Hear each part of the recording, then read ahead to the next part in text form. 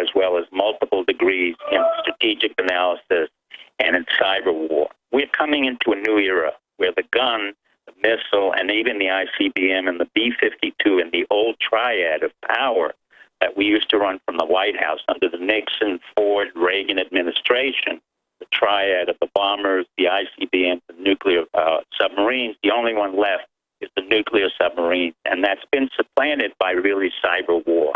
And the man who brought it to the forefront in the power structure was really quite formidable, Dr. Keith Alexander, or General Keith Alexander, who's been correctly reprimanded for overreaching his own mandate, but he's done that in the attempt to really understand how far the National Security Agency can reach. Now, having said that, major power would probably be within the National Security Agency, 16 or 15 other intelligence groups, including the civilian CIA. Now, I have been a fan of the old CIA, where you had people who came out of the OSS, men like Paul Redman, Jim Lilly, Don Gregg, and others who really came in because they wanted to be dedicated to America. But unfortunately, over the past 20 to 30 years, the CIA, a civilian organization, became a paramilitary organization, co-opted part of the military units through an office called the Special Operations Low Intensity Conflict Office, or SOLIC, and took in special forces where they asked them to take off their ranks and basically put them in paramilitary organizations. General Dennis Blair and others like myself and other generals feel that this is no longer appropriate. We need our special forces under total command of the military. And isn't that a coup of the republic system that George Washington set up in 1776 when he founded the Army, which then they immediately then go to the mercenaries and make them the new rock stars, up front paying them a bunch, now they don't as much, to suck everyone out of the old republic system into their new private army, which can then be spun off to foreign corporations, and you basically have a soft coup. Well, that's correct. What's happened in effect over the period since 9/11, the most famous stand down and the one that should receive kudos, and I know Alex is very private about it. He really does deserve the kudos for broadcasting what was a significant message that this was a stand down and a false flag. Since that time, we haven't had that. We've had deception, denial, and distortion. But the most important false flag we've had in the 21st century was the 9/11 one, in America's crime. Now, what happened as a result of that is Cheney, who had never served in the military and refused to serve 11 times when he was drafted, yet I and others who were drafted the first time went in, this coward or chicken hawk, Cheney, sent our boys into harm's way in Iraq and Afghanistan, knowing fully well that they were going into getting killed for no reason whatsoever. So we've been in wars that we don't really need. Korea, Vietnam, Iraq, Afghanistan. We've had a complex war on terror. I'm sorry? So we've had a military-industrial complex that purely was about profit, even if it undermined the overall interest of the United States. That sounds like killing the golden goose. Even if I was a sociopathic globalist making billions, I would not want to undermine my main command base. Well, you're correct, Alex. The key issue now for America, and why I'm very positive about America and even more positive about our military, but American citizens have to put a brake on what's called the military-industrial complex. General Eisenhower was clearly a formidable leader, but he was also a formidable American who was a very down-to-earth individual who said, look, if we don't watch our military-industrial complex, we will erode the basis of the republic. What is happening now and why we have to be careful is that the republic has turned into an empire. The empire is out of control. With 783 bases in 223 countries, we are fighting no one.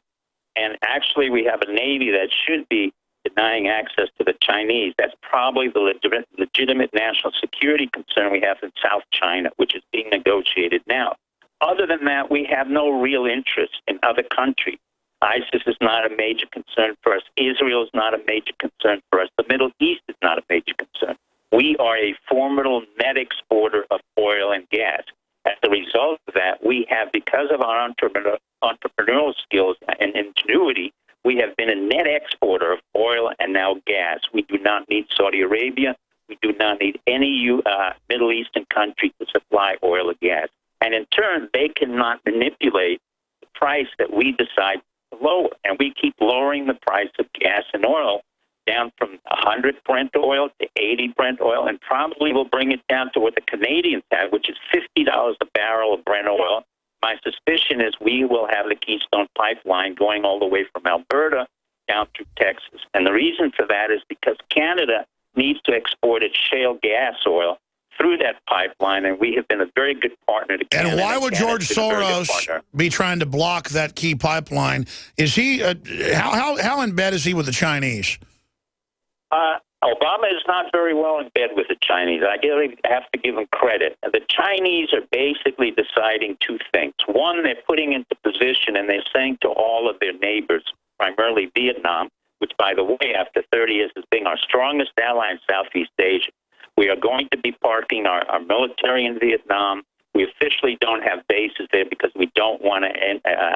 yeah, for those that don't know, China's been attacking Vietnam, and people think it's weird that we're teamed up with Vietnam now. They've been fighting the Chinese for 500 years, and that's why they didn't want us there. It was why it was stupid to go there, is anybody that tries to go there, they fight them. And it's just how bizarre now that you're about to, have these... And why is China making statements like, we may take Philippine islands, we may take Japanese islands? Why are they escalating the rhetoric, and what does this gas deal mean with Putin? And then let's segue into Russia.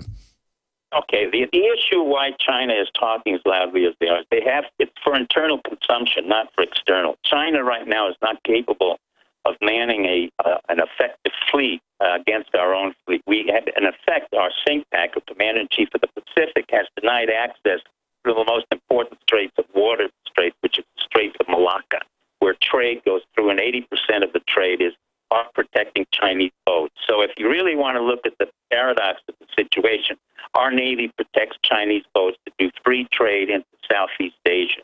The second part is Vietnam is the only country that has defeated 5 countries, including France, Japan, China twice, and the United States. And they have no animosity to us because they realize that we came in there not as exploiters or as colonialists, but basically as an opportunity, and we left, as opposed to the French, whom they really hate.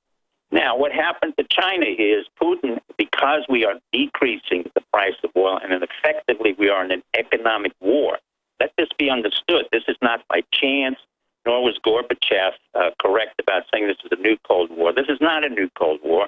Gorbachev knows that he was taken down because we were effective in both the Bush administration and the Reagan administration. And I must give credit to Bush Sr., who was exemplary in really running the operations against the Soviet Union. Let me repeat it again.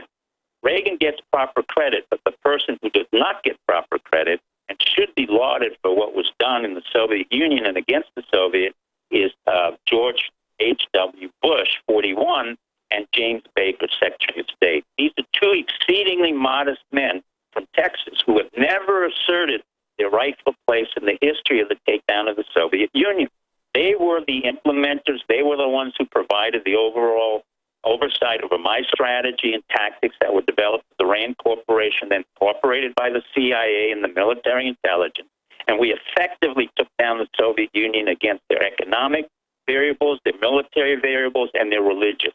Never underestimate that we are a Christian society, a Judeo-Christian society, where Pope John was very effective at bringing together 1 million Polish Catholics on the border of Russia to basically say religion is not dead, and we will stimulate that religion of Greek Orthodox or Russian Orthodox in the Soviet Union, and that was the beginning of the end of the Soviet Union. So contrary to what Gorbachev would like to believe, or anybody else would like to believe, this was really a group effort on behalf of the CIA, the military intelligence, Bush Sr., Reagan, and Baker, who really carried through an immense amount of heavy-duty work with multiple coordinates involved in the economic, the military, even music we used to show that we could break up the apparatchiks, which we used to rock and roll, believe it or not, and religion.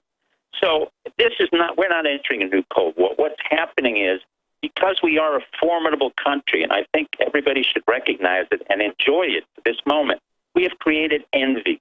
Envy in this world means that the Russians historically have never been able to equal what we have done, despite the fact that we have taken down twice their repressive regimes.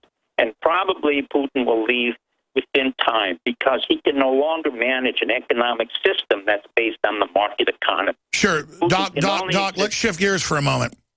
Yep. After you finish on Russia, get into, though, the awakening, the moving back to the States, the liberty movement, what you think is positive, because I see a lot of positive stuff, but the corporate globalist interests that are using the United States like it's evil Frankenstein, they're not giving up. They're moving forward. I mean, I see them pulling false flags. I see them doing economic scams. But they're also afraid to do big false flags now because they know we're aware of the tricks. So I want to talk about that political landscape as well. Sure. The American political landscape, thanks to you and others, quite frankly, what we will call the conspiracy or the alternative media, has really become the mainstay. We took that name, and I thank Alex and others who were involved, and became the mainstay because what in fact happened is we evolved the power all the way from the White House down to the regional governors and then the commissions. And as a result of the Tea Party movement, which did have an impetus effect and eventually had lost its usage, it basically stimulated a lot of the grassroots initiatives and the basic underlying Americanism within our people. That is, we understood that we were being hoodwinked. We understood what we were being lied to. We understood that Obama didn't belong there. We understood that Bush lied to us. We understood that Clinton was immoral. So what happens in return, our reactions come out thanks to people like you who can articulate those feelings and basically state the positions. We said no more. We don't want this. We don't want the Bushes. We don't want the Clinton. And as Barbara Bush said, no more Bushes in the White House. She's correct. And I would add no more Clintons in the White House. So we are beginning to evolve into a new political entity which has greater control at the grassroots level where the corporations are not that effective. That's why they have gone overseas. But what happened when they went overseas is they forgot that the American worker is the most efficient, fast, entrepreneurial worker in the world. When he went to China, the corporations, they came back with very poor products. When they went to India, they came back with medicines that were highly diluted by other products. So the American corporation suddenly said, wait a minute, Europe is going into devaluation and deflation. China's heading into deflation and a problem with their environment. We're coming back to the United States. So what's happened is the corporations are economic cowards. What do I mean? Companies like Pfizer take what's called an inversion technique. They basically buy out a company like AstraZeneca, which is not a very effective pharmaceutical company, because of the tax advantages. And without leaving their own base, they go from a 35% tax rate down to a 15% tax rate, even though they've done nothing more than shift paperwork in New York. That has to change. The American public is basically subsidizing big corporation and big pharma, which doesn't deserve it. Despite what they say to you and they say to me as a physician, they have not developed all these medications on the basis of FDA research and on the basis of the NIH. They developed it on the basis of having side effects and their own greed. So what I'm saying, the American public is a very effective instrument for brooking these big industries, for being able to stop them, for saying, okay, that's enough. We may not always agree with Obama, yet nevertheless, the economic warfare is effective against the Soviet Union and against Russia, and Putin is crying out. He needs help. The Chinese need help now because we're going to fast-track that trade, and that means a lot more for the political power base in the United States. We are now the only people that have had increase in our growth development. We've had a decrease in unemployment, and really in relation to Europe and China and the world, we're doing much better. Even though there's the ISIS and Ebola, we're able to transport beyond that Sure. and get back into our work. What and about... That's where the beauty... Go ahead. I'm sorry. Well, we're just going to break here. Okay. We're going to break. When we come back, I want you to finish up, and we're going to do some phone calls. We're also going to talk about your medical company, which we never talked about. But before we go there, I want to specifically, though, get into what I call this fascist leftist ideology. I don't even call it socialist, where they get off on trying to destroy the family, messing with men, messing with women. The attempt to screw up families and to screw up the society. This is what you do to a foreign enemy, and I would call that an immoral tactic. Why are they using those type of psyops to degenerate society here? Why is the political class doing that? We'll talk to... We're on the